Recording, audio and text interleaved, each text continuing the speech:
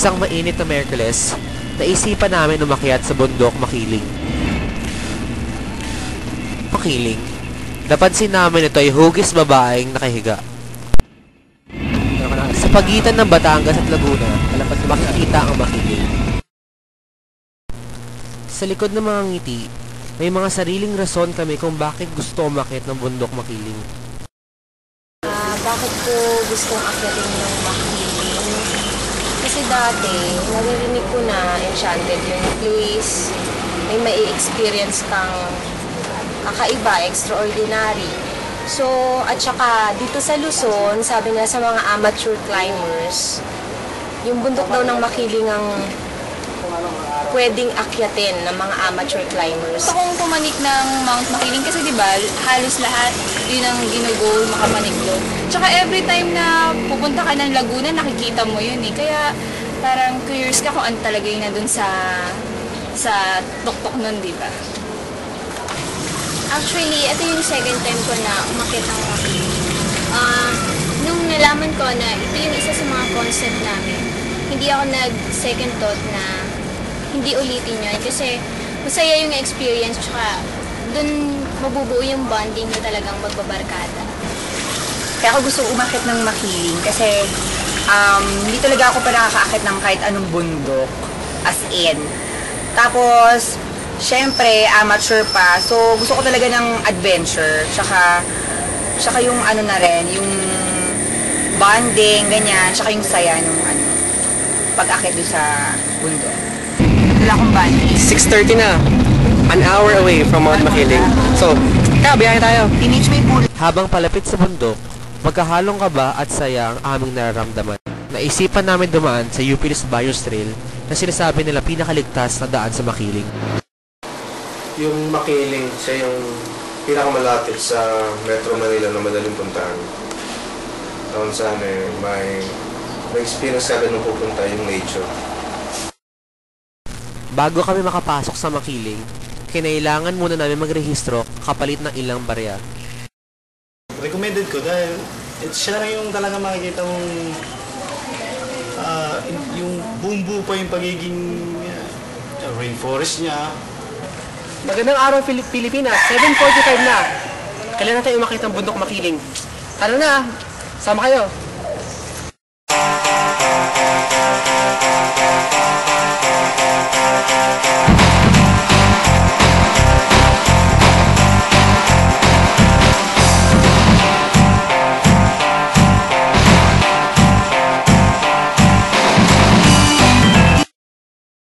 Sa aming paglalakad, may sumusunod na itim na nilalang.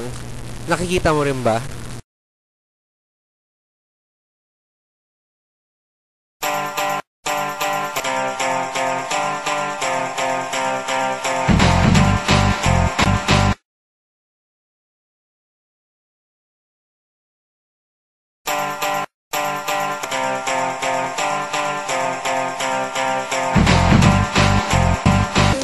Nang dati, hindi to reservation talaga.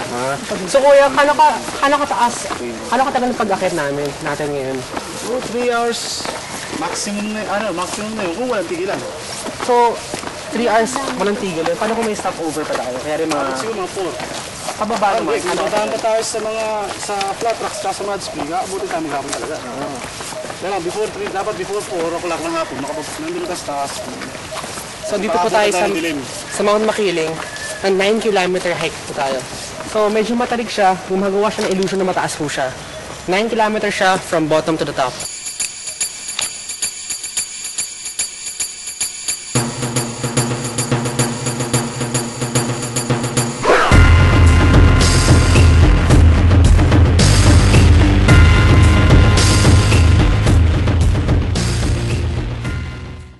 It's 8 AM. Grabe, 15 minutes pala kami lalakad. Super hirap na talaga. Dito po tayo sa intersection between the Peak 2 and Flat Rocks. From the Peak 2, more or less 8 kilometers po tayo. And down below, po tayo sa Flat Rocks. Teka, check it out.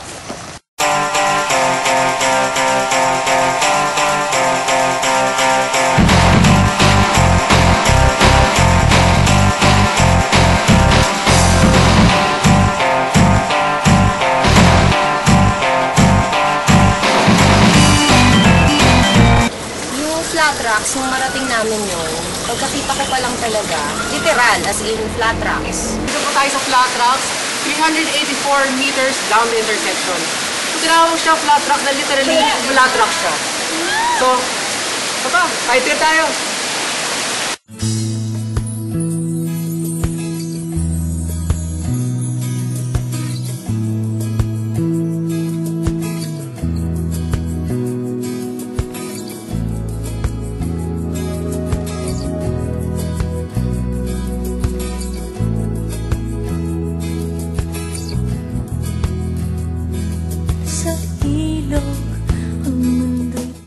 Nung first time na umakyat kami doon, hindi namin nadaanan yung flat rocks.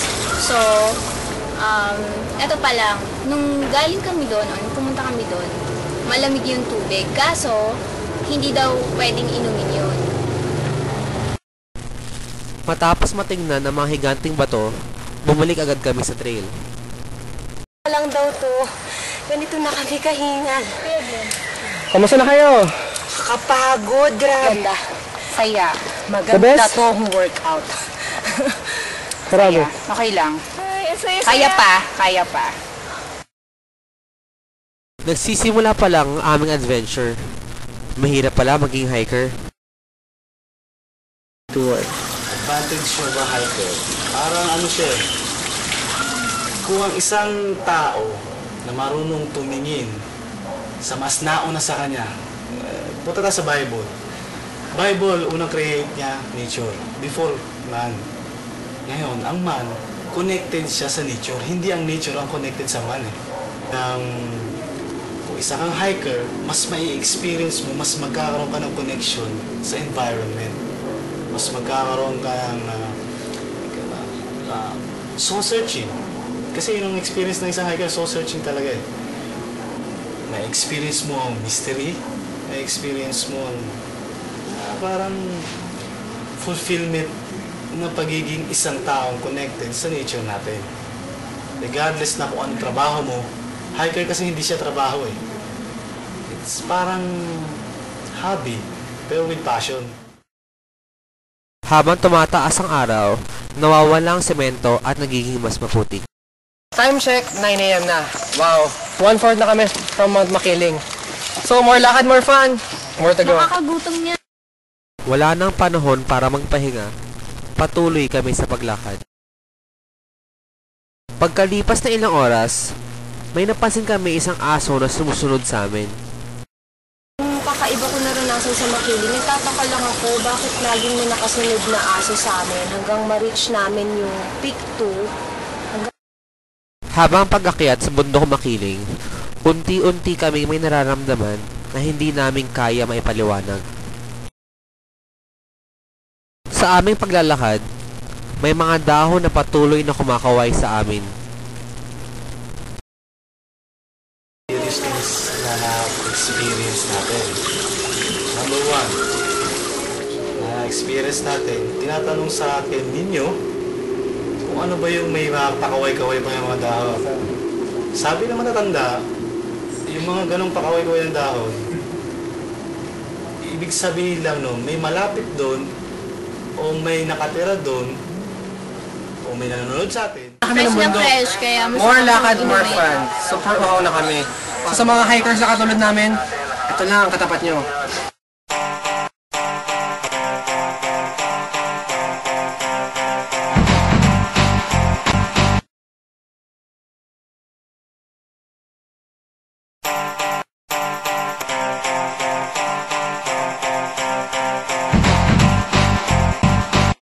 Sa gitna ng bundok, may nakita kami isang maliit na tindahan. Dito kami nagpahinga at nakilala namin si Aling Lita. 9:30 na po, dito po tayo sa gitna ng Mount Makiling. So dito po kami sa gitna ng Makiling, may isang maliit na tindahan po dito. So magandang umaga po, Manang. Magandang umaga. So kamusta naman po ang business dito sa gitna ng Makiling? Okay naman. Ayos naman. Ngayon, marami pa umakit ngayon sa bundok. Bali, pagka ganitong alangang araw, konti lang. Ang marami, Sabado at Linggo. Mas malakas yung kita namin. Kailangan.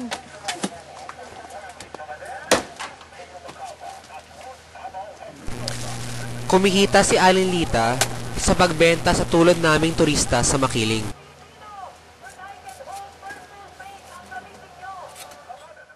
After 30 minutes of break, andito na tayo sa intersection. Mud Spring to the right, Peak 2 to the left. So, we will take Mud Spring.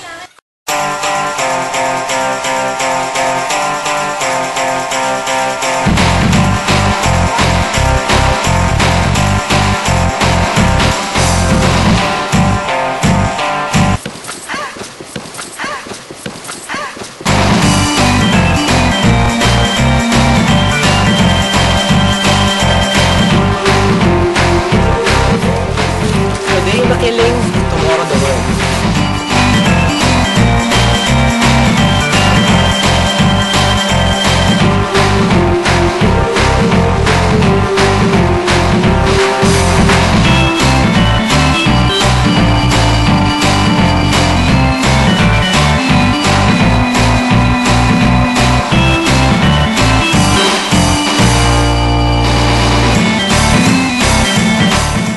Pagkatapos ng mahabang lakad, narating na rin namin ang Mud Spring. Nung pag-akit namin dun sa Mud Spring, bago pa kami umakyat doon, sobrang layo ng nilakad namin mula dun sa pinaka-main road niya, dun sa bundok. Nung nakapunta na kami dun sa Mud Spring, yung amoy talaga sobrang di mo kakayanan kasi dun sa sulfur. Tapos napag-alaman namin na ano pala siya, isa siyang parang labasan din ng parang nung mainit na part nung bundok. So talagang malalaman mo na volcano siya. Sa aming pag-akyat sa Makiling, nakilala namin si Aling Susan. Ang baing maputi ang damit, ng haba ang buhok. Nakakita na po kayo talaga? Oo, talaga. Totoo yun. Ay, totoo. Marami talaga kababalaghan sa Makiling. Ano kaya ang mga naghihintay para sa amin? Patuloy ang pagkaway ng mga dahon sa amin.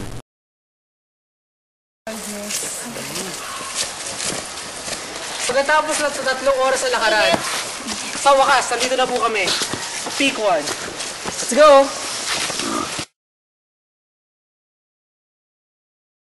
Pagkalipas na ilang oras, narating na namin ang Aguila Base, na mas kilala bilang Peak 1. Dala namin ang ilang perasong canned goods at baon, naisipan na namin na oras na kumain. Salo-salo kami kumain sa dala naming mga baon. Habang nasa Peak 1, may nakilala kami isang dayuhan. Why do you think Mount Makiling is a mountain to climb? It's very beautiful walking through the forest. Very peaceful after Manila. Okay. It makes a big change from the jeepney and the tricycle and the bus and the pollution from the diesel. Okay. Well, how do you find the trail? Is it? It's very easy. It's a road after all. I've done much hiking around the world, so I'm used to going on quite rough tracks. So this is like a road.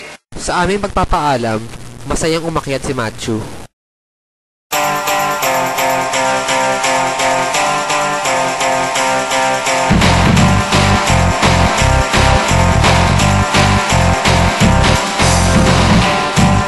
O'clock, 6 kami.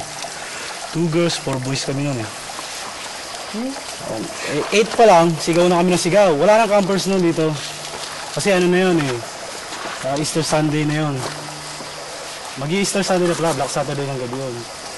Pag Black Saturday kasi, kalimitan, pinabababa ng Rangers. Lumipat na kami ng araw na yun, yan. Yung araw na yun, Black Saturday. Diyan lang kami lumipat. Nagbababa na yung mga ano. Bandang 11 siguro yun, mga 10:30 yun. Yun ang simula. Hanggang iingay namin, sigaw kami ng sigaw, pito ng pito. Yun, salita sa likod ng puno. Lakas. Marami ito mga kasama ko, sasabi sa'yo. Kastilang, di namin tinda. Kastila, Bisaya ba yun? Ano, 4K, may bastardo. Indio. Grata. Tikong galit? Babae galit. Sa lugar na yon, may nakuha kami sa aming kamera na kinagulat naming lahat. Nakikita mo rin ba? Pumasok pa siya lalo. Hindi mo naramdaman ng tumatakas. Nakangati-ngati pa siya pagtingin ko. Saan yun ta? Nakaganon siya, nakatusok siya sa balat ko.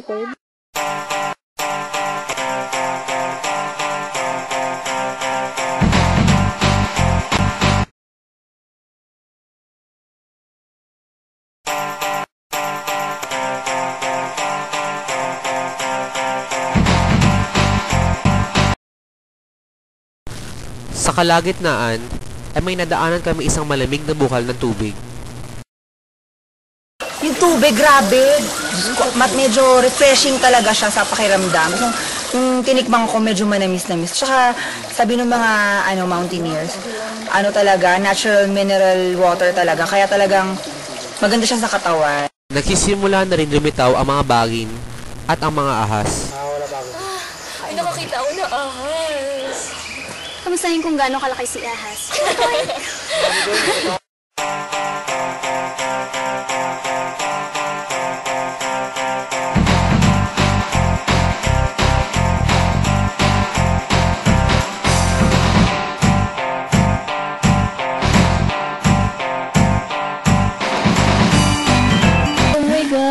Pumasok pa siya lalo. Hindi mo naramdaman ng tumatakas. Nakangati-ngati pa siya pagtingin ko. Saan yun ta? Nakaganon siya, nakatusok siya sa balat ko. Na-experience ko, Diyos ko. Hindi ko talaga kinaya kasi nung nandun na kami sa bandang mga station 25 yata yun. Medyo basa na yung lupa, so talagang maputik at talagang pinamumugara na ng linta.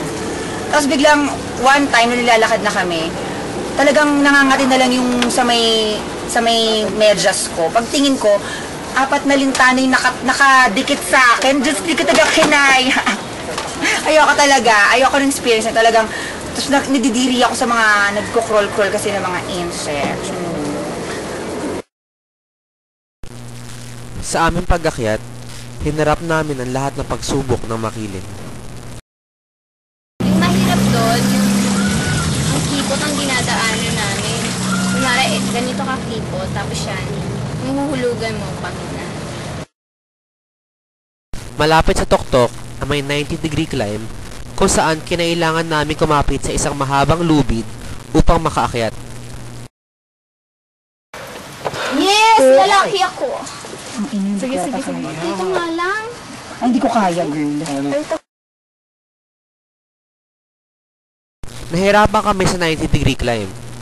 Dito nakita ang aming teamwork, walang iwanan.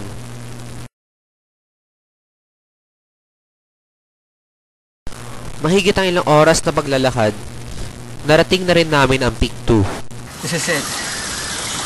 After 7 hours ng walang kamatayan na lakad, hiking, at katakot-takot na putik sa paa, finally, andito na kami! Peak 2! Grabe! Kanina puti! Bakit alam mo yan? Tama naman ang shoes natin! Tingnan mo ang shoes ko. Shoes pa ba to? Ano pa? Challenger! Winner ako. Putik is my dog. When we reach the top, good feeling siya kasi in spite na yung mga hirap na pinagdaanan mo, madudulas ka, hindi mo alam pupulutin ka na pala sa ibaba, sa bangin. Masaya. Tsaka sabi nila pag naabot mo daw yung Peak 2, mag-wish ka. So yun naman, nag-wish din ako pero sa amin na lang yun. Ang Peak 2 ay isa lamang maliit na kwadradong lupa na pinaliligiran ng mga damo at mababang puno. Tanaw mo na roon ang mga lalawigan ng Batangas, Los Baños at Laguna. Hindi na kami nagtagal, bumaba agad kami ng bundok.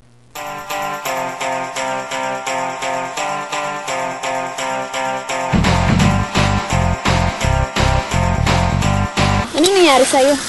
4th time ko na ito nahulog, grabe. Bumaba na kami ng mountain, super slippery talaga. Whew! Sa aming mas mabilis na pagbaba, naabutan pa rin kami ng gabi.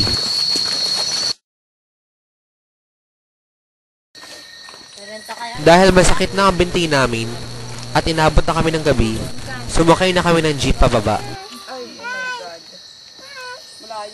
remembrance ko to eh. Oh, sige. Ayoko na magsalita. Nakakatakot. Natakot na kami. Kung inabot na tayo ng gabi. Kahapon na kayo. Hindi na natin kaya, kaya mag-isip na tayo. Inabot ko kami. Kung paano kami nagtulungan, nagtawanan, naramdaman ang hirap at saya ng pag-akyat sa Makiling. Marahil nga, it's one hell of an extraordinary experience. Nakakatuwa pa rin umakyat sa Makiling. Mag-i-enjoy ka. At kaya ng mga beginner na nag-hike, kaya makita ng Makiling. Yung may sinisay kayo, enjoy. Nothing more, nothing less. Enjoy nature. Ano man ang sabihin nila, nalampasan namin ang hamon ng mga Makiling.